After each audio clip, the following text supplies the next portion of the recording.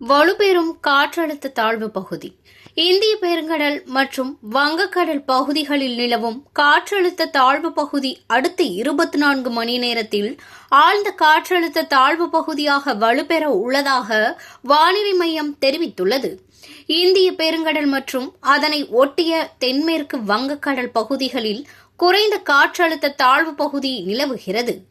இது மேற்கு வடமேற்கு திசைகளில் நகர்ந்து தென்மேற்கு வங்கக்கடல் மற்றும் அதனை ஒட்டிய இந்திய பெருங்கடல் பகுதிகளில் அடுத்த 24 மணி நேரத்தில் ஆழ்ந்த காற்றழுத்த தாழ்வு பகுதியாக வலுப்பெறக்கூடும் என்று வானிலை மையம் தெரிவித்துள்ளது.